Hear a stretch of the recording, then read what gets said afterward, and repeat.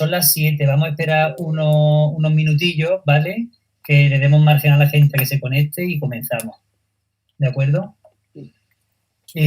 También estaba diciendo que vamos a tener oportunidad, si alguien quiere, ahora lo diré, en el chat de YouTube, porque esto se está emitiendo o se va a emitir ya en YouTube. Si alguien en el chat quiere pues, consultar, preguntar algo, pues si tengo oportunidad lo leo y bueno, y lo pregunto, ¿vale? Aquí ya están saludando, tenemos 14 personas conectadas.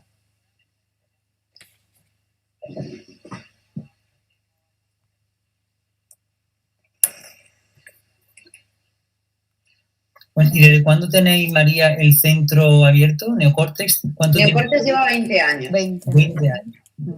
Yo llevo trabajando con niños con problemas desde el año 87 y en el año 2000 ya monté Neocórtex.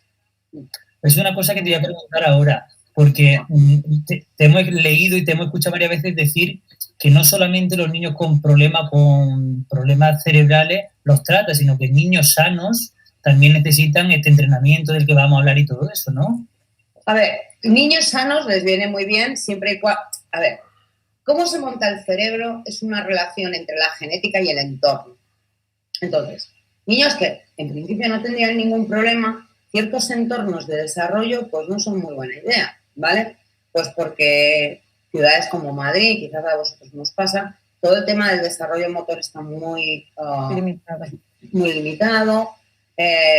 Hay muchas cosas en neurodesarrollo que no se están haciendo. Por ejemplo, yo ayer leía un artículo sobre que hay una tasa de TDAH, de trastorno por déficit de atención con hiperactividad, mucho más alta en grandes ciudades que en zonas donde hay entornos verdes y hay campo, ¿vale? Bueno, es que el sistema visual y el sistema auditivo está diseñado para los estímulos del entorno natural, no para los coches, no para los ruidos, no para tener iluminación de fluorescentes prácticamente 14 horas al día. Nosotros estamos diseñados para estar fuera. El cerebro humano evolucionó hace 150.000 años en la sabana africana, donde había luz natural, había sonidos naturales. Entonces, hay algunos niños que tienen una sobrecarga de estimulación en el sistema nervioso central que hacen que el cerebro no pueda desarrollarse adecuadamente. Entonces, hay veces que en colegios nos piden y hacemos diseño de circuitos neuromotores, temas de motricidad fundamentalmente. Yo trabajo sobre todo en la etapa de infantil, ¿vale? Y luego en prevención casi siempre es primero, segundo de primaria, ¿vale? Porque, o sea, 4 o 5 años, 6, 7 años son los más en temas de aprendizaje y entonces, sobre todo, niños que no tienen problemas, ya te digo, sobre todo, ayudar a colegios con temas de circuitos neuromotores, ¿vale? Cosas que sean respecto con el desarrollo de la ruta visual y luego mucha formación de profesorado. Vamos, tú eres optometrista. Cada vez que hablo del proceso de metropización del ojo, ¿vale? Niños que son hipermétropes en el nacimiento y que van a madurar su globo ocular a lo largo de la infancia. Tú les das un lápiz a los 3 años para trabajar de cerca, si no ven. O sea, sí que la hipermetropía es que no veo de cerca, enfoco muy bien de lejos. Entonces, como pilles a alguno que no ha hecho un buen desarrollo de toda la ruta visual y estás forzando antes de tiempo, bueno, pero los maestros no saben todo esto. De repente hay profesores que te dicen, que es que el niño visualmente no está preparado para trabajar de cerca. Digo, pues no. Entonces, pues, si lo íbamos a saber, no le damos un lápiz, ¿vale? Claro. Porque no solamente no está preparado para hacer la ficha con 3, 4 años, sino que además la huella emocional que dejas en el sistema emocional del niño es de frustración, y luego para cuando con 6 años está preparado no quiere hacerlo, no porque ya no pueda hacerlo, sino porque la huella de memoria le retrotrae a la situación en la que fracasó ya con 3 años. Entonces digo, pues no tiene ningún sentido. Porque no es momento. Claro, no es el momento. Entonces, por ejemplo, formación de profesores en desarrollo cerebral también hacemos mucho, ¿vale? Porque a lo mejor nosotros no tenemos que ver a todos los niños, pero si los que están con ellos ya saben cómo está funcionando todo esto, pues hombre, ya podemos hacer cosas mucho más respetuosas, ¿no? Claro. Temas, por ejemplo, de audición y lenguaje, todo el tema de las otitis de repetición entre los 18, 20, 24 meses. Claro, si cuando tú estás grabando la fonología de la primera lengua, el niño tiene un paquete de mocos en los oídos y en vez de oír con claridad mesa, casa, silla, coche, oye, porque tiene un paquete de mocos, los mocos luego se van, pero la grabación en el cerebro se queda, ¿vale? ¿Qué va a pasar con todos esos niños en el desarrollo del lenguaje, la decodificación fonológica, la integración de grafía fonema luego? ¿Vale? Claro, pues hablar de todas estas cosas con maestros y educadores y tal, pues ya permite que estemos con el foco en otros sitios. Bueno, pues mira, sí, vamos a empezar directamente, porque yo creo que estamos todo lo que tenemos que estar, ya se van añadiendo a la sesión, ¿vale? Tenemos a casi todo, a todo el claustro del Colegio Padre Reja de Jamilena, aquí ya escuchándote, María. Tenemos María y Rocío, tenemos algunos padres también, algunas familias del cole. Y bueno, y os damos la bienvenida a la primera charla de Escuela y Familia. Hoy ya no estamos casi presentados, pero tenemos a María Jesús López Juez, que es doctora en neurociencia y es directora del Centro de Organización Neurológica Neocórtex en Majadahonda. Y en esta charla me va a acompañar Rocío. Rocío es amiga de Rocío Contreras Castiblanque, que es diplomada en óptica y optometría y dirige el Centro Óptico Calvo Contreras en Baeza. Muy buenas tardes a las dos. Buenas tardes. Tenemos en la sombra, en el backstage, a nuestra amiga y maestra Lola Alcántara, que va a dibujar la sesión, pues bueno, va a recoger todas las ideas principales y muchos detalles de esta sesión. Y está un poco ahí porque está luchando ahí con AstraZeneca, recuperándose de la vacuna. Así que, Lola, muchas gracias por dibujarnos. Y también tenemos que agradecer a Dani, que es nuestro técnico de sonido y de imagen, que está haciendo posible pues, el directo este de YouTube, ¿vale? Pues bueno, empezamos. Rocío, María, ¿a qué os dedicáis? ¿Qué es lo que hacéis en vuestro centro? Rocío, por ejemplo. Vale, pues soy Rocío, tengo el centro en Baeza y la verdad que el principal objetivo que siempre nos planteamos en nuestro centro no es solo que nuestros pacientes pues, tengan una buena agudeza visual, sino que tengan la habilidad siempre de usar esa visión de una forma pues, eficaz y sobre todo confortable, teniendo en cuenta siempre pues, que la visión no es solo ver el 100%, sino que nos permita entender un poco y comprender aquello que vemos.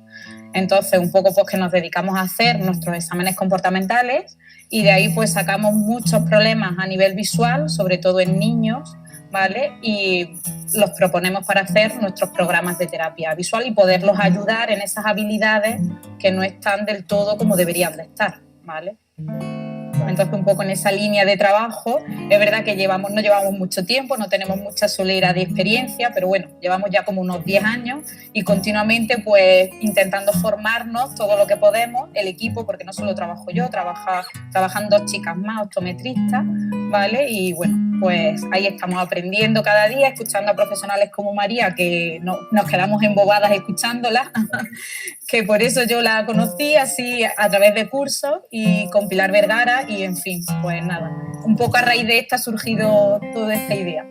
Bueno, pues María, cuéntanos un poco qué hacéis en el centro vuestro. Bueno, yo en primer lugar daros las gracias por haberme invitado y tener la posibilidad de llegar a todas vuestras casas y para mí es un placer poder compartir con vosotros este rato. Yo trabajo en Neocórtex, en Majadahonda y en Madrid. Nosotros somos un centro que nos dedicamos al neurodesarrollo, es decir, a estudiar cómo se organiza el cerebro de un niño en las primeras fases de su vida, ¿vale? Y dentro del neurodesarrollo nos dedicamos específicamente a los niños que tienen problemas de neurodesarrollo. Nosotros cuando venimos al mundo, ¿vale? Prácticamente traemos el 99,999% de las neuronas de nuestro cerebro ya formado. Pero este cerebro pesa aproximadamente entre 200 y 300 gramos dependiendo del niño. Y es entre el nacimiento y los 6 u 8 años que vamos a montar el 80% de los circuitos cerebrales entre esas neuronas que ya están formadas en el momento del nacimiento Y esos circuitos neuronales van a ser los responsables de que vayan apareciendo distintas funciones. Entonces hay una primera oleada de funciones que tiene que ver con la parte más sensorial y más motora, que coincidiría con que el niño se pone a caminar, ¿vale? Y se conecta con el mundo. Y entonces el primer grupo de población con el que nosotros trabajamos es con niños que no consiguen o conectarse con el entorno o desarrollar la movilidad. Ahí tendríamos a todos los niños que están diagnosticados de parálisis cerebral o retrasos generalizados del desarrollo. La segunda oleada madurativa de circuitos cerebrales coincide hacia los 2-3 años con la aparición del lenguaje oral, ¿vale? Entonces, en aquellos niños que no consiguen conectar estos circuitos cerebrales, aparecen todas las dificultades de comunicación, lenguaje. Estaríamos hablando de todo el espectro autista, de todos los trastornos específicos del lenguaje, ¿vale? Y finalmente, la tercera oleada madurativa tiene que ver con aquellos circuitos cerebrales que van a permitir que los humanos hagamos un cambio cognitivo muy importante que nos va a dar paso a la lectoescritura, que es toda la interpretación de símbolos visuales y auditivos de tipo abstracto. Cuando un niño tiene dificultades en organizar este tipo de circuitos, sintomatológicamente vamos a ver niños con dificultades del aprendizaje, lo que antiguamente se llamaba la dislexia, la disgrafía, la discalculia y, bueno, en estos últimos tiempos todo lo que tiene que ver con la activación del lóbulo frontal y todo lo que es el trastorno por déficit de atención con o sin hiperactividad. Entonces, nosotros en realidad trabajamos evaluando qué herramientas neurológicas tiene el niño, qué herramientas neurológicas le faltan en función de su grupo de edad y diseñando programas de estimulación neurológica para entrenar esos circuitos cerebrales en su vida, ¿vale? Y básicamente a eso nos dedicamos. Bueno, un poco interesante. Pues María, hoy vamos a hablar de ruta visual, ¿vale? A gente o a personas como yo que no somos expertos en esto, ¿de qué vamos a hablar? ¿Qué significa ruta visual? Porque según me habéis dicho y hemos leído, no es ver bien, no es la visión, ¿qué es la ruta visual? ¿Contestas tú, Rocío, o me animo yo? Venga, me animo vale. Yo sí que. A ver, venga, hazlo. Vale, nosotros en realidad por ruta visual entendemos, primer punto, el órgano receptor que es el ojo, ¿vale? Que tiene que estar sano, que tiene que estar funcional, etcétera, ¿vale? El órgano receptor del ojo, normalmente la responsabilidad es del oftalmólogo. Si hay problemas de salud ocular, pues es un oftalmólogo el que se va a encontrar con él. Pero esto sería como el primer tramo de la carretera, es lo que yo llamo la vista, ¿vale? Y luego, a partir de ahí, hay una carretera, ¿vale? Que es el nervio óptico, que viaja por distintos niveles cerebrales hasta llegar al córtex visual. Y a todo eso yo lo llamo la visión, ¿vale? La visión, ¿qué sería? ¿Qué hace el cerebro con lo que le mandan los ojos? Entonces, podemos enfocar de lejos, podemos enfocar de cerca, podemos hacer cambios de enfoque papel-pizarra, podemos ver que esto es un círculo, que es color rojo, que es color verde, que es color amarillo, ¿vale? Podemos tener atención visual, podemos no tener atención visual. Todas estas funciones no están en el ojo, están en el cerebro. El cerebro es el que localiza en el espacio dónde está el estímulo visual, si está a la corta distancia, una función que yo creo que se entiende perfectamente, ¿vale? Por ejemplo, es la coordinación ojo-mano. La coordinación ojo-mano ni está en el ojo ni está en la mano, está en el cerebro, en las áreas de la coordinación del cerebro. Si esas áreas de coordinación ojo-mano han madurado, pues el niño podrá coger un lápiz y colorear un círculo. Si las áreas motoras de la coordinación ojo-mano del cerebro del niño no han madurado, pues no podrá hacerlo. Ya le puedo dar una ficha, no, 50 fichas, que si no tengo la herramienta neurológica de coordinación ojo-mano. Entonces, hablamos de visión, ¿vale? Todo este tipo de herramientas que tienen que irse desarrollando en el cerebro del niño a lo largo de la infancia y que van a permitir que al final el córtex visual, ¿vale? Entienda qué es lo que está viendo. Si me alargo mucho, me cortáis porque yo explico. Pero yo hace unos meses, bueno, antes de la pandemia, estaba dando clase de prevención de problemas de aprendizaje en un colegio. Digo, ¿quién lee? Bueno, pues lee el niño, obviamente, vale. Pero ¿cómo lee el niño? El niño lee en voz alta. Digo, no, la lectura en voz alta no es lectura, es sobre todo lenguaje.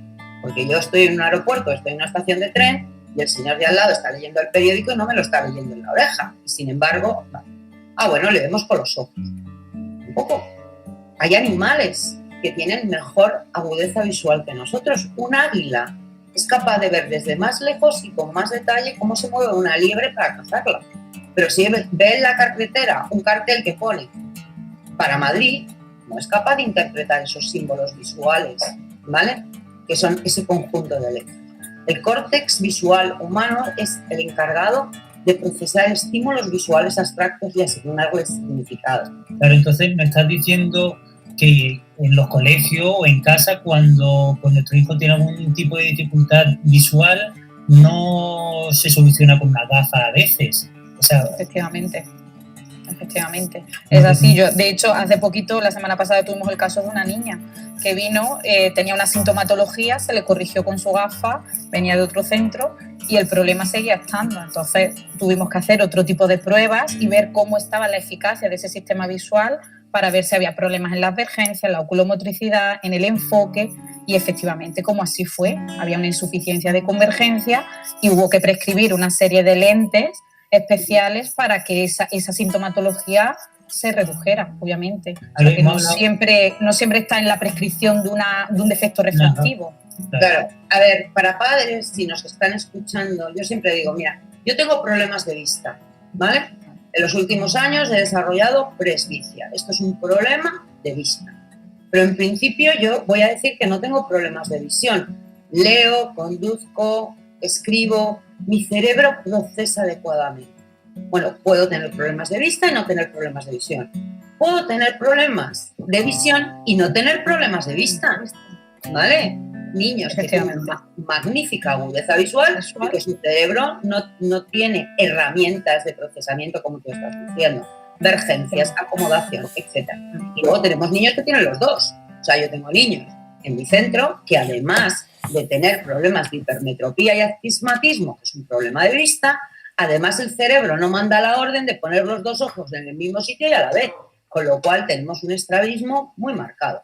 El estrabismo, es decir, desde el principio, que siempre que hay estrabismo, excepto en un 5% de problemas que sean realmente de los músculos del ojo, el estrabismo en la infancia siempre es un síntoma neurológico de la visión, no de la vista. Por supuesto que tiene consecuencias en la vista. Es decir, claro que tiene consecuencias. Si tú no puedes coordinar tus dos campos visuales, la calidad de la imagen no va a ser buena. Pero el problema está en que el cerebro no manda la orden a los dos ojos de trabajar de forma coordinada. Efectivamente. Vale.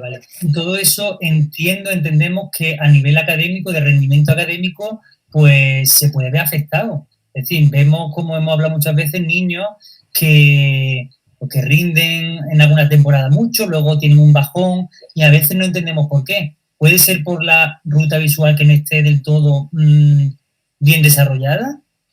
Por supuesto, claro. Aparte de que influyen otras muchas cosas más, ¿no? El estado fisiológico, el sueño, el estrés que tenga, la sobrecarga que sometamos al niño, pero por supuesto que puede repercutir. Está claro que si las habilidades visuales no están en su óptimo nivel, pues por supuesto que el rendimiento académico va a bajar. Incluso muchos diagnósticos que igual tuvimos otro caso de otro chico que estaba diagnosticado de un TDAH y realmente nos estábamos enfrentando ante una insuficiencia de convergencia brutal. Entonces era inevitable que ese niño rindiera al máximo de su potencial cuando llevaba una hora de clase. Claro, ese niño desconecta y ¿qué es lo que hace? Pues dar la lata en clase. Y realmente estaba diagnosticado un TDAH. Sin embargo, cuando se le hizo el examen visual, vimos que había unas carencias muy importantes. Entonces creo que antes de nada pues habría que hacer el examen correspondiente. Yo decir que en el caso del TDAH, ¿vale? Creo que es muy, muy importante decir que una de las herramientas visuales más importantes que tenemos que desarrollar en el niño son las fijaciones. Es decir, soy capaz de poner los dos ojos en el mismo sitio y a la vez una cantidad de tiempo suficiente, ¿vale? Porque si no, cada vez que yo enfoco, hago una fijación, cada vez que pierdo la fijación, estoy perdiendo la atención. ¿Qué es primero, las fijaciones o la atención? Primero son las fijaciones. yo no puedo tener más atención que el lapso de tiempo que me dura la fijación. Entonces, yo hago una fijación y atiendo. Pierdo la fijación, pierdo la atención, vuelvo a fijar. ¿Por qué se pierde esa fijación? ¿Por qué se pierde esa fijación? Porque el cerebro no es capaz de mantener la orden en el tiempo, ¿vale? Y estamos hablando que a lo mejor hay niños que pueden tener esa fijación muy corto en el tiempo. Claro, yo por ejemplo puedo valorar a un niño y le digo las fijaciones y yo puedo considerar que en este grupo de edad tenemos que tener 10 segundos de fijaciones. Si estoy en 3 segundos de fijaciones, es muy escaso, ¿vale? O sea, tú no puedes ir a primero de primaria a leer una frase con 3 segundos de fijaciones. Si no tienes unas buenas fijaciones, no vas a tener una buena oculomotricidad. Si no tienes una buena oculomotricidad, no vas a poder hacer cambios de enfoque cerca-lejos. O sea, esto es como la bola que se va haciendo cada vez más grande. Y aquí una cosa que yo creo que es importante que os contemos a los colegios. Además, es que la demanda visual, o sea, la demanda sobre el sistema visual del niño no deja de aumentar desde primero de primaria hasta cuarto de la ESO. O sea, si yo tengo que leer en primero de primaria 30 palabras por minuto, en cuarto de la ESO tengo que leer 200 palabras por minuto. Y entonces cada año voy subiendo, además de subirle la carga cognitiva a aquello. Entonces, hay muchos niños que cuanta más presión pones en el sistema visual, lo pueden aguantar hasta un punto y luego el sistema visual se colapsa. Y dices, ¿y este niño por qué en cuarto de primaria empieza a sacar tan malas notas? Y dices, porque su ruta visual ha sujetado la demanda hasta ahora. Pero claro, cuando ha subido un escalón más, no se ha caído todo aquello como un castillo de naipes, ¿vale? Y luego me permites que recoja el tema de del cansancio y de la fluctuación, ¿vale? Probablemente la ruta visual es la ruta, bueno, primero es la ruta más potente de entrada de información al cerebro, ¿vale? El nervio óptico tiene 1 millón de fibras, el nervio auditivo tiene 40.000 fibras, no tiene nada que ver la cantidad de energía que requiere mantener funcionando la ruta visual. De hecho, yo si estoy cansada no me doy golpes en el brazo, ni me tapo las orejas, lo primero que hago es llevarme la mano a los ojos, cansado estoy. Porque el requerimiento de oxígeno, de nutrientes y de ciclos de sueño que requiere la ruta visual es altísimo. Entonces, eso nos va a producir muchas veces mucha fluctuación en el rendimiento académico del niño, porque hay mucha fluctuación en las herramientas visuales. Yo ya os digo que desde que tengo presbicia, a mí leer a las 11 de la noche me cuesta la misma vida. Bueno, pues es que hay algunos niños que lo que les cuesta la misma vida es las 11 de la mañana. Han funcionado muy bien de 9 a 11, pero a las 11 ya su trabajo de cerca baja mucho, o baja mucho del lunes al viernes, o baja mucho de principio de trimestre a finales de trimestre, o de principio de curso a final de curso. O sea, realmente a mí no deja de sorprenderme que los padres lean cuentos con sus niños a las 10 de la noche, que es cuando la ruta visual del niño está más acotada. Y es la tarea más sofisticada. Yo soy el primero que lo hace, tenemos que cambiar entonces la rutina, ¿no? No, pero a ver, tú les puedes leer un cuento a los niños, pero no le puedes pedir al niño que lo lean. ¿Vale? ¿De acuerdo? Porque su ruta visual está tan agotada que realmente no tiene recursos para una de las tareas más sofisticadas del cerebro humano, sobre todo en niños que están empezando a aprender a leer. Vamos, acuéstale a las 8 de la tarde, lo levantas a las 6 de la mañana y a las 6 de la mañana no sabes lo bien que vamos a leer. Otra cosa es que culturalmente esto nos cuadre, ¿vale? Pero biológicamente sería lo que tendría que ser. Y todo esto... María. Perdona, habla Rocío, perdona. No, que iba a preguntar, ¿y el estrés también cómo influiría, María, en esta situación? Vamos, en la ruta visual. Vamos. La ruta visual es muy sensible al estrés, muy sensible al estrés, ¿vale? A ver, no sé si podemos entrar en tanta profundidad, pero yo a los padres les recomiendo echar un vistazo al tamaño de la pupila de tu hijo por la mañana cuando desayuna y el tamaño de la pupila por la noche cuando está cenando. El tamaño de la pupila está regulado por un sistema dentro de lo que es el sistema nervioso autónomo por la rama del simpático y la del parasimpático. Ver que un niño tiene las pupilas dilatadas por la noche es una de las mejores maneras de observar cómo está activado esa rama del cerebro que hace que cuando tú estás con mucho estrés, que es la rama del simpático, abres el campo visual con lo cual tengas unas pupilas hiperdilatadas, ¿vale? Este sistema estaba preparado, cuando estábamos en la sabana africana, para ver por dónde venía el león. El problema es que el león, a día de hoy, en los niños puede venir de muchos sitios. Entonces, al final del día, los niños pueden tener muchísimo estrés visual, muchísimo estrés. Bueno, y no vamos a entrar en el tema de las pantallas, pero las pantallas generan mucho estrés visual en la ruta del niño. Podemos entrar sin problema, porque es cierto que en los últimos años, y en el colegio lo hemos hablado alguna vez, estamos viendo que niños con resultados académicos excelentes están pues bajando el rendimiento. Y uno de los factores que vemos común en ese tipo de niños es el uso de pantallas, videojuegos, móviles, etcétera. Entonces nos hemos planteado el año pasado más que quizás, pero nos hemos planteado pues eso, hablar o ver cómo podemos concienciar, formarnos, evitar el tema de uso de pantallas en edades tan tempranas. Bueno, yo creo que antes o después alguien va a legislar que no van a poder usar pantallas por debajo, imagínate, de los 12 años. Estoy poniendo una edad.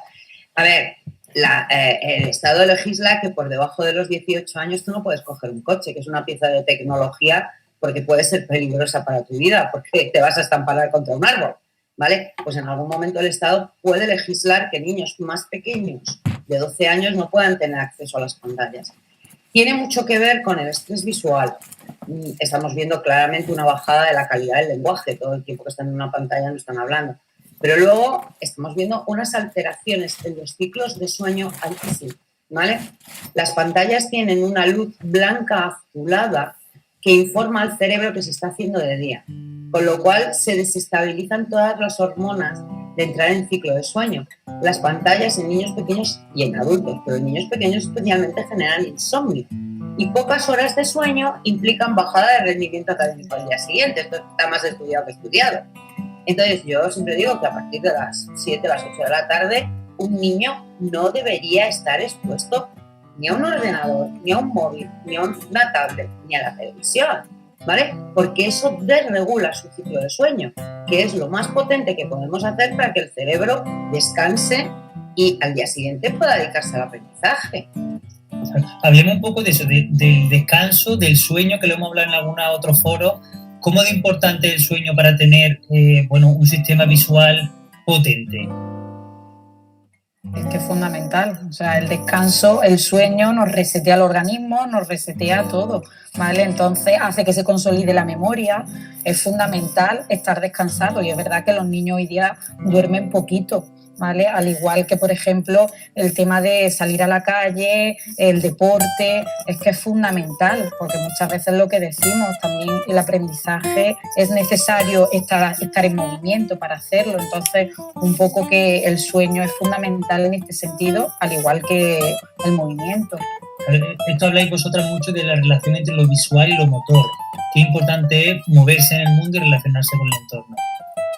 Bueno, a nivel de neurodesarrollo, la ruta visual es la menos desarrollada en el momento del nacimiento. Los niños son funcionalmente ciegos cuando nacen. O sea, si tú vas a la clínica porque ha nacido un bebé, tienes que tener un cuidado extremo con las cámaras de fotos porque los bebés se deslumbran, porque no son capaces ni de regular la cantidad de luz que está entrando.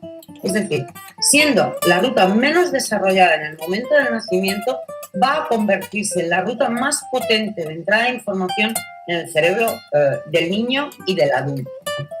Durante los primeros años de vida, la activación de la ruta visual se da ligada a la movilidad. El niño conecta su ruta visual cuando sale a explorar el mundo desde el punto de vista motor. Si tú no te mueves, no tienes exploración del mundo. Fijaros, es tan fácil, bueno, no sé si es tan fácil, pero yo uso mucho el ejemplo de, a ver, ¿quién ha traído el coche? ¿Papá o mamá? ¿Vale? Vale, el que ha traído el coche ha entrado en Majadahonda por una rotonda. ¿Tú sabes qué rotonda? Efectivamente, ¿vale? Yo traía el coche, no sé muy bien cómo se llama la calle, pero sé que había una gasolinera, una rotonda, una fuente. Y al copiloto le preguntas, ¿cómo era la rotonda? Y dice, no tengo ni idea. La información visual no se graba igual si tú diriges el movimiento que si vas de copiloto, ¿vale? Así que no se monta igual la ruta visual de un niño que está gateando en el salón de su casa y que está calculando distancias y que está calculando dónde está el mueble, dónde está la mesa, dónde está el sofá, que el niño que va de copiloto con su madre o con su padre y no tiene oportunidades de grabar esa información visual. Entonces, la exploración motora del entorno en el primer año, segundo año de vida es absolutamente imprescindible para que el niño pueda desarrollar sus herramientas visuales y sobre todo oculomotoras, porque las herramientas oculomotoras son herramientas motoras. Y tienes que salir a la calle para poder hacer enfoque de lejos, ¿vale? Y tienes que poder mirarte la mano para hacer enfoque de cerca. Tienes que poder hacer cambios de enfoque cerca, lejos, lejos, cerca, de forma eficaz. Luego, cuando estás en el colegio, tú tienes que poder enfocar a la pizarra, enfocar a un papel, volver a enfocar a la pizarra y hacer estos cambios de enfoque rápidamente. Porque como gastes mucho tiempo, para cuando tú tienes que copiar la cuenta de la pizarra, te la han borrado. Cada vez que tienes que buscar dónde está el número, las unidades de las escenas, dónde están colocadas y transportarlas al papel, constantemente estás haciendo cambios de enfoque cerca lejos. El niño que tiene automatizado eso de la primera infancia, no sabéis qué bien copia de la pizarra. Y el que no lo tiene automatizado es incapaz de apuntar los deberes en la agenda.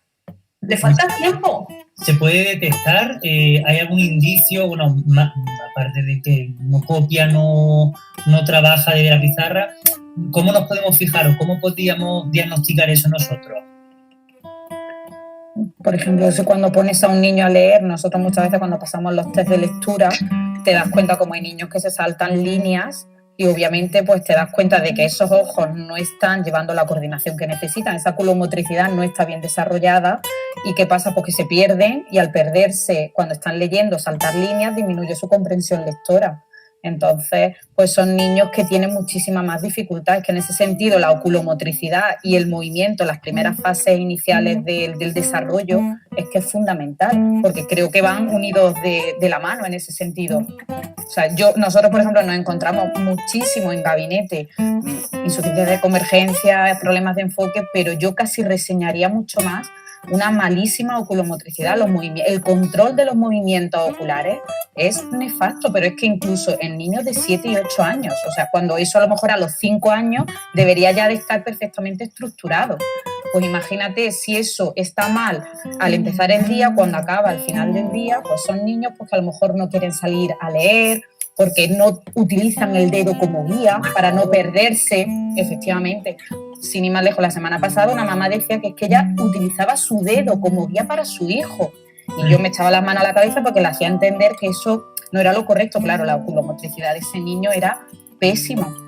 Y eso nos tenemos que bajar a las fases iniciales del desarrollo motor, porque son niños que cuando luego los metes en gabinete y los pones a hacer la croqueta, a saltar, a hacer un mapa mental para que identifique cuáles son sus partes del cuerpo, no sabe disociar. O sea, te das cuenta que el problema de esta mala oculomotricidad viene muchísimo más de abajo. Y, por supuesto, está íntimamente relacionado con la lectura.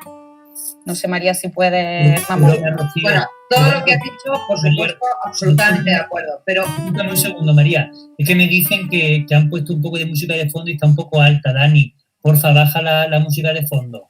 Gracias, que hasta que la han puesto.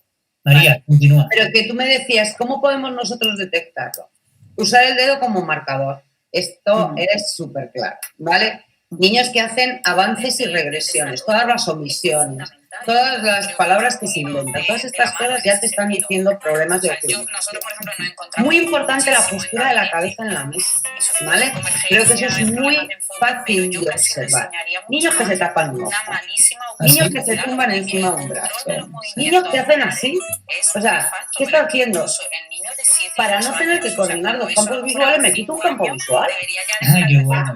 Entonces, todo lo que sea que la cabeza no esté alineada con el tronco cuando estamos leyendo y escribiendo es, o sea, la postura es probablemente el mejor test proyectivo que existe, ¿vale? Tú mira a un niño cómo lleva la postura y te está hablando de cómo está organizado desde el punto de vista motor. Entonces, cómo está la postura cuando está trabajando en mesa, te está diciendo cómo está organizado su sistema motor y por ende, cómo está montado su sistema oculomotor. Y entonces, no hay niños que se cansen, este niño viene dormido, este niño ya viene cansado y todo el día sujetándose la cabeza. Cualquier cosa que veáis de eso, que está hablando de una sintomatología que yo creo que es relativamente fácil de observar en el aula para derivar a los optometristas que puedan hacer un examen visual más exhaustivo, ¿vale? Pero todo este tipo de cosas son muy claras. Muy claras. Hemos hablado, todo este tipo de diagnóstico, por llamar de una forma, son de niños sanos, es decir, no tienen por qué tener un sistema visual con algún problema, sino que está... Ninguna alteración patológica, por supuesto. No. O sea, a ver, que yo en mi centro con los que trabajo pueden tener muchísimos problemas, pero esto es un grupo de población. De todo lo que estamos hablando ahora son probablemente simplemente niños con bajo rendimiento académico. Esto que te dicen los padres. Bueno, si este chaval parece espabilado porque le explican las cosas y las entiende, ¿cómo es que luego le pones a leer o a escribir y no da pico en bolo? ¿Vale? Tú ahí estás escuchando. No hay problemas cognitivos que puedan sujetar que este niño no sea mejor lector o no escriba mejor.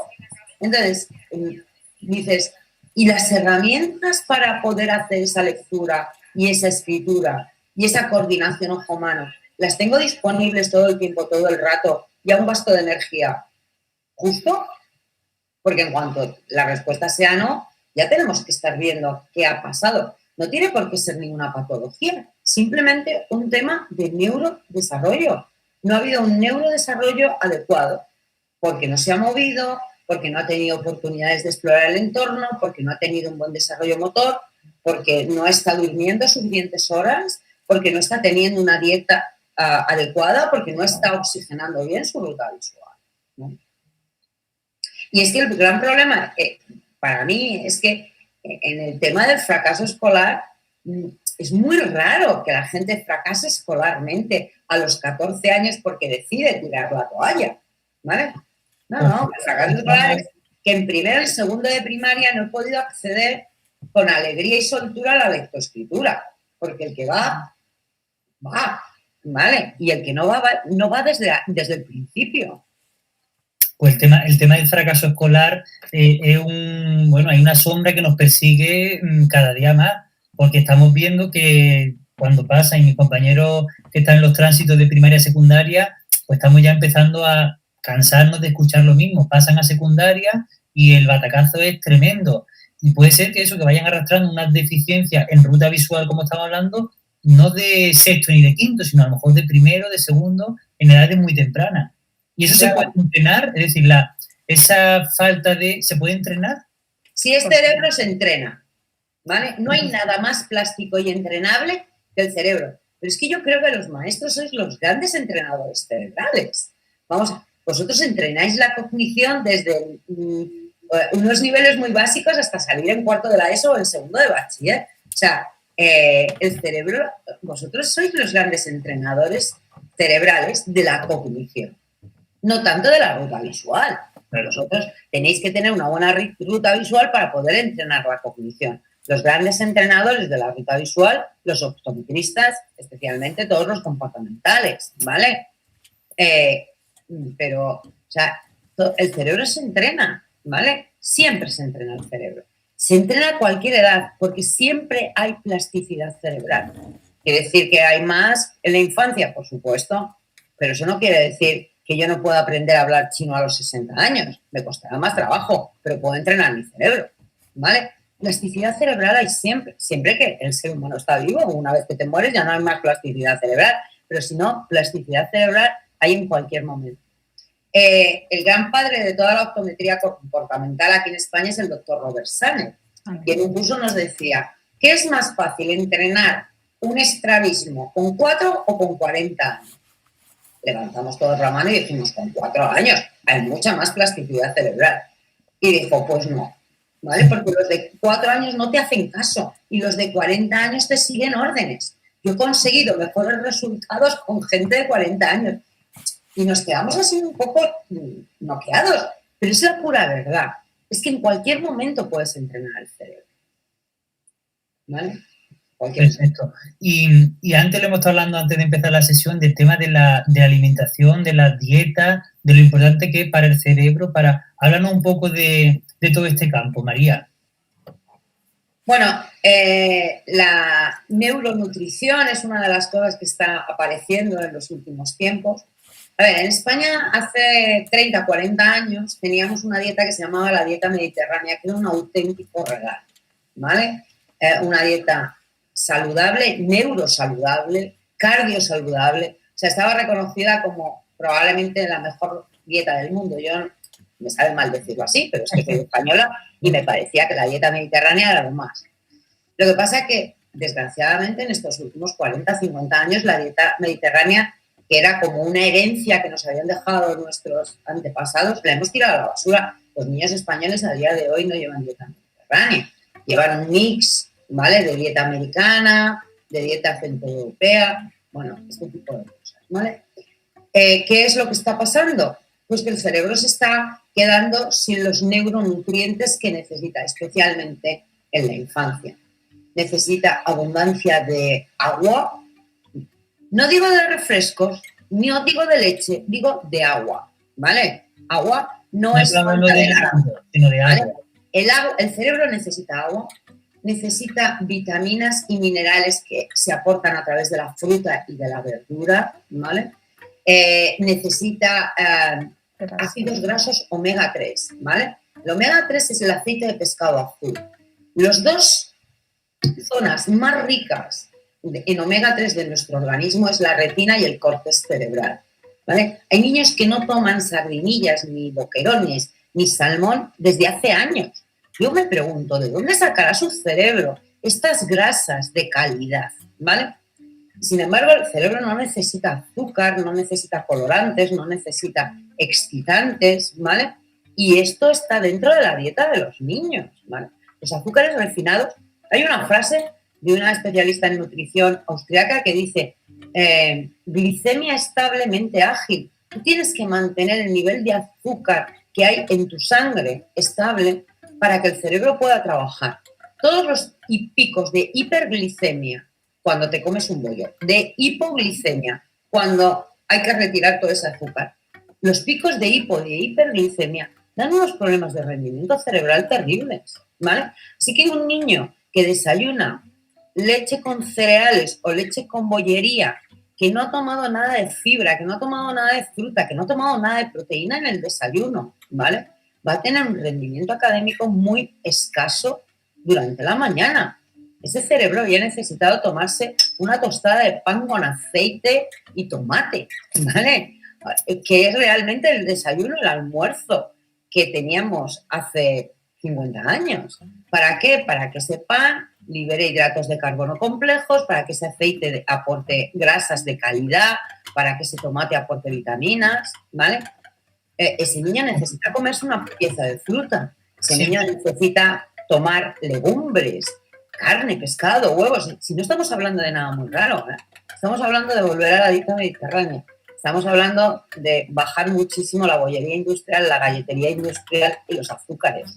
Estamos hablando de tomar fruta y verdura, ¿vale? O sea, yo creo que vosotros tenéis una gastronomía de una riqueza. El gazpacho, las tomates, las ensaladas, el aceite de oliva, los panes de calidad. Si no estoy hablando de que tengamos que hacer una dieta extraterrestre, si lo que tenemos que hablar es menos bollería estuchada de esta que está llena de colorantes y conservantes. Pero es que esto no es la dieta mediterránea, esto es otra cosa.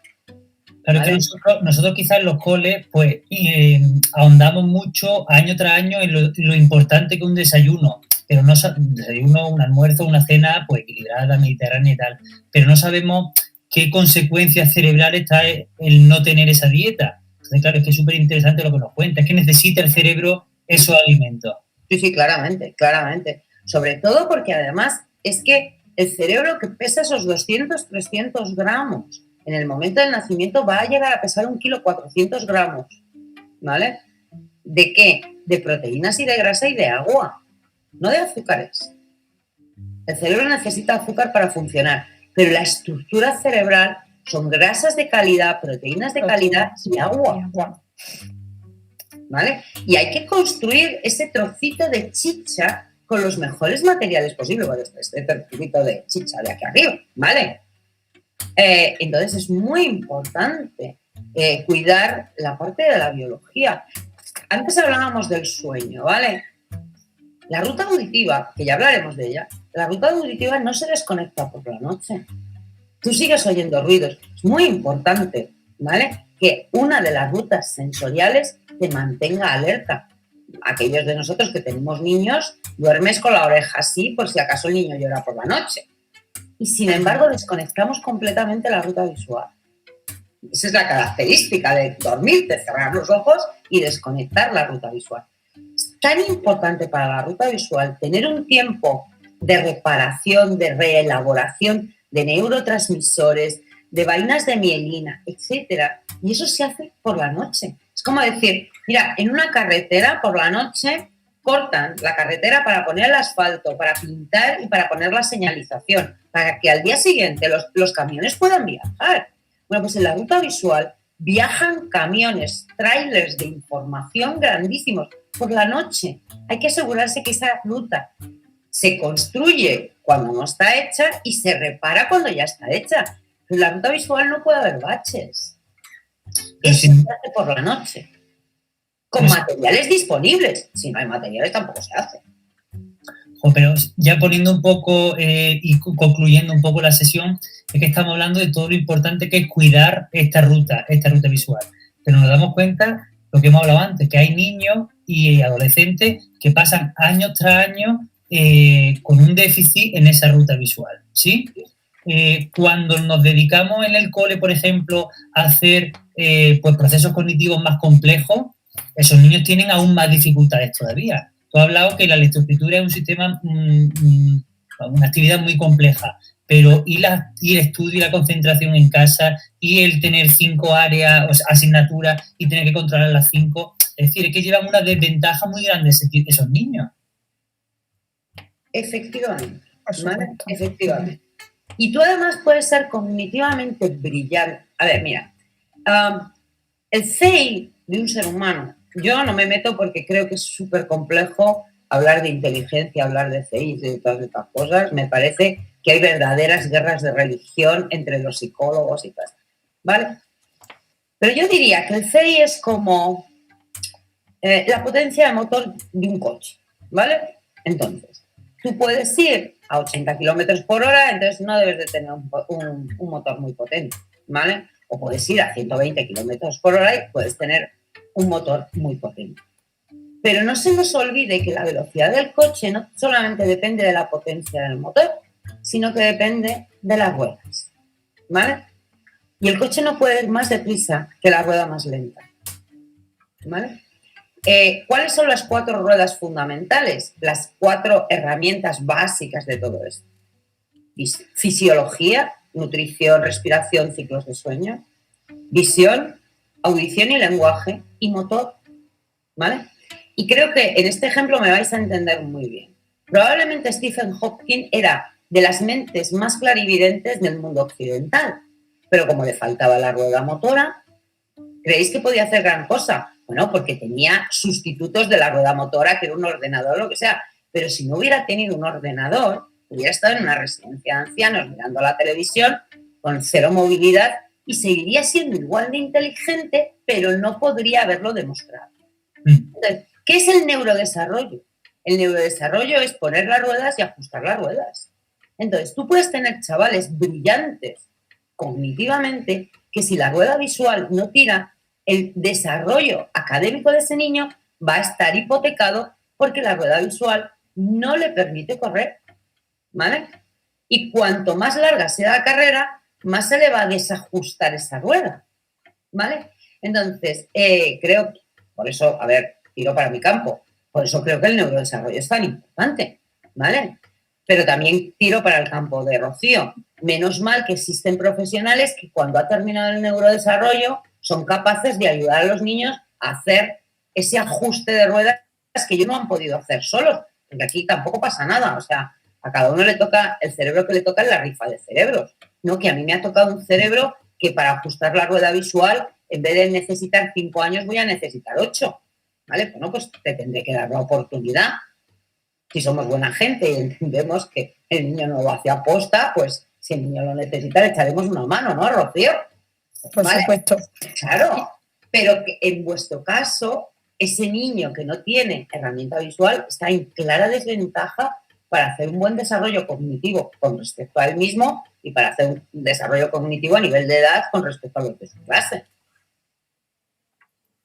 Claro, y podemos encontrarnos también en esto que está explicando tan brillantemente, niños que destacan en ciertas áreas, y en las más motoras quizás, en la educación física, en las artes plásticas, pero quizás cuando le pedimos que estudie, que memorice, que trabaje, que rinda en escritura, ahí lo vemos que falla y tenemos muchos niños. No todos van a ser por esto que estamos hablando, pero quizás un porcentaje de esto pues sea porque tenga una deficiencia en este campo. Cuanto mayor sea su exigencia visual, si ese es el punto en el que lo tiene mal, pues peor va a ser su rendimiento académico, está claro, porque la exigencia a medida que va pasando de curso es mayor, su demanda visual es mayor y el nivel de concentración que necesita es mayor. Si hay una carencia a nivel visual que le está impidiendo, pues obviamente va a ir arrastrando una serie de dificultades que se va a ir haciendo la bola cada vez más grande. Sobre todo porque lo que decía anteriormente Rocío, y es lo que vemos todos los que estamos trabajando, el tema oculomotor, fijaciones, seguimientos sacálicos, todo especialmente a la corta distancia, ¿vale? Es donde está más comprometido. Porque tú puedes tener unas muy buenas habilidades visuales en el campo visual medio y lejano, que podría tener que ver con el deporte, tendría que ver con las artes plásticas, pero el desarrollo del aprendizaje académico se da en la corta distancia, ¿vale? Entonces, en realidad, a lo mejor no tienen tantos problemas. Quiero decir, lo que pasa que el calado de esos problemas es muy alto porque tienen que estar usando esas herramientas visuales continuamente, ¿vale? Entonces, hay niños que tienen una ruta visual, voy a decir una tontería, ¿vale? Pero la ruta visual la tienen al 80%, ¿vale? Bueno, al 80% vas por la vida estupendamente. Pero lo más sofisticado que tienes que hacer con la ruta visual, que es leer, escribir y estudiar, no requiere el 80% de la ruta visual, requiere el 100% de la ruta visual. Entonces son niños que para la vida cotidiana pueden funcionar extraordinariamente bien y para los estudios no. ¿Sabes? Quiero decir, son unas herramientas muy, muy específicas las que son necesarias para poder trabajar tanto tiempo a la corta distancia. Y en ese sentido también yo quería decir que nosotras, por ejemplo, lo que sí nos encontramos también es que no hay como por supuesto desde la pediatría y tal, no recomiendan mucho el tema de que los niños cuando nacen tienen que visitar un fisioterapeuta, porque muchas veces esas limitaciones que hay de cuello en el nacimiento, porque el nacimiento es un momento traumático, ¿vale? En el que el niño pues sufre. Entonces, muchísimas veces esas limitaciones de cuello, problemas que hay de tortícolis y tal, o sea, que tenemos que hacer un trabajo multidisciplinar en ese sentido, que nosotros siempre abogamos mucho. Muchas veces los padres cuando recomendamos, pues te recomendamos que lleves al niño al fisio pues porque le demos una ligera tortícolis y muchas veces cuando nosotros queremos trabajar esa oculomotricidad que tan importante es, que para mí creo que es la base a nivel motor y todo, a partir de ahí empezamos a trabajar, hay que liberar esos cuellos, hay que quitar esas lesiones o ya no lesiones en sí, sino limitaciones de giro, o sea, que también necesitamos el apoyo de otro tipo de profesionales, ¿vale? No solo el nuestro, para que cuando trabajemos esas habilidades de oculomotricidad consigamos despegar un poquito más, porque muchas veces nos encontramos, en el caso nuestro, que nos hemos recomendado, queremos que lleve al niño al fisio porque vemos que hay una limitación en el cuello, un giro, tal, y si los padres pues, a veces no lo llevan y nosotros estamos trabajando esa oculomotricidad, vemos que no terminamos de despegar, pero porque es que la estructura en sí está tocada. Entonces, no sé si, ¿sabes? En ese sentido tenemos un poco que hacer un trabajo multidisciplinar. Claro, ¿vale? A ver, yo creo que desde el campo de la medicina se podrían prevenir muchas, desde el campo de la pediatría concretamente, se podrían prevenir muchas cosas, ¿vale? Porque obviamente los ojos pertenecen al eje del cuerpo. Cuello, y un niño que está así, ¿vale? Porque tiene un problema de cervicales o de tortícolis. Bueno, yo no sé cuántos habrás visto tú, pero niños que se han roto la clavícula en el parto, hay muchos, ¿vale? O sea, los giros que hay que hacer, los ginecólogos hacen 3 giros, ¿vale? Que los llaman la coronación, para ayudar a que la cabeza gire por el canal del parto. Si en uno de esos giros hay alguna luxación o cualquier cosa, realmente ahí hay una lesión, ¿vale? Entonces, creo que una visión más global del cuerpo, del cerebro y del desarrollo nos permitiría minimizar muchos problemas en una sociedad que yo creo que el gran problema, bueno, no sé si es el gran problema, pero que es la realidad, que es una sociedad cada vez más demandante sobre la infancia. Cada vez el nivel cognitivo, el nivel de información, etcétera, etcétera, es más alto. Los niños tienen, o sea, pues a lo mejor, no sé, pues obviamente no parece que una pequeña tortícolis sea un gran problema de salud, pero resulta que en un mundo tan complejo como el nuestro tiene unas consecuencias de falta de alineación de los campos visuales, que a la vez nos lleva a tener una mala oculomotricidad, que a su vez nos lleva a tener problemas de lectura, que a su vez nos lleva a tener un fracaso escolar, que a su vez nos llega a que tú no puedas hacer con tu vida aquello que querrías. Y dices, a ver, pues has montado una bola de nieve de un tamaño tremendo, ¿vale? Porque la sociedad actual es una sociedad compleja, ¿vale? Entonces creo que desde la pediatría, desde la salud, de los que trabajamos en educación, de los que trabajan en terapias, desde el sistema escolar, deberíamos poner un poco encima de la mesa todo este conocimiento para que la infancia tenga oportunidades de salir adelante. Yo algunas veces digo, si estás en una silla de ruedas ya todo el mundo es comprensivo contigo, pero como andes y no leas, tienes un problema. Bueno, pues vamos a ir poniendo punto y final a esto. Se ha pasado la hora volando, la verdad. Vamos a hablar en la próxima charla, que será el día 25, jueves, pues de la ruta auditiva, ¿vale? Que ya hemos dado unas muy pequeñas pinceladas y estarán pues algunos profesionales de nuestro cole que se dedican más a la comunicación, a la audición y lenguaje, que seguramente aporten muchísimo más que yo a esta charla. Y como colofón, María, ¿podemos cuidar la ruta visual? Es decir, todos los órganos o herramientas que influyen en la ruta, ¿se pueden cuidar? Claro. Pues venga, un final para esto. ¿Cómo cuidamos nuestra ruta visual? Desde mi punto de vista, en primer lugar, una buena alimentación, unos buenos ciclos de sueño, ¿vale? Actividad fuera de casa a la larga distancia y trabajo motor, ¿vale? Y luego, cualquier signo visual que tengáis, hablar con un optometrista, ¿vale? Quiero decir, ante la más mínima duda es mejor que te tranquilice y te diga, tráeme al niño dentro de 6 meses y le volvemos a echar un vistazo, a que lo lleves 6 meses después y hayamos hecho pasar un calvario a estos niños. Los problemas visuales van a tener un efecto muy importante sobre su autoestima. Todos estamos muy preocupados por el desarrollo emocional del niño y realmente un niño con problemas visuales, donde más sufre, ¿vale? Aparte de los problemas académicos, es su autoestima. Es que los de mi clase leen y entienden lo que leen. Yo no entiendo nada de lo que leo. Debo ser tonto. Y en realidad no eres tonto, cariño. En realidad tienes muchísimos problemas visuales. Pero el niño no te va a decir yo tengo problemas visuales. Te va a decir todo este tipo de cosas, ¿vale? Entonces, al menor signo, por favor, acudir a un optometrista. Es muchísimo mejor tener una revisión estándar una vez al año y asegurarte que durante el crecimiento y durante la infancia no acumulamos, no cargamos con piedras en la mochila, ¿vale? Allanamos el camino para que hacerlo. Yo siempre le digo a los padres, no es lo mismo recorrer este camino liso y sin piedras que todo empedrado. Entonces hay que facilitar un poco eso.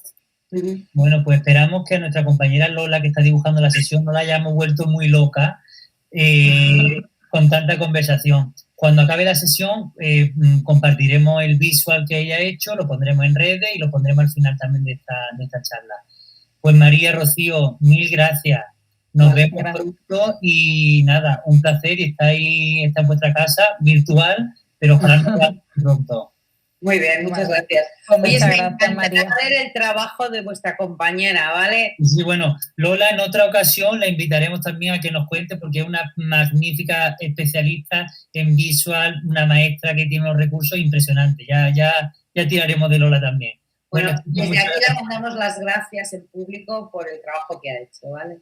Venga, un saludo. Muchísimas Pues gracias. muchísimas gracias. Luego a Hasta todos. luego. Hasta Hasta luego. luego. Bueno, pues ya aquí Dani ya corta la de esta. Ya está. Bueno, María, pues ya seguimos hablando, ¿vale? Muy bien. Oye, ¿has dicho el jueves? Pensaba que la charla era el miércoles. Lo tengo que comprobar en mi agenda. Es jueves 25. Vale, perfecto. No es día 25, pero es jueves, no era miércoles, ¿vale? Ah, vale, perfecto. Bueno, Muchas María, gracias. un auténtico placer. Nos vemos.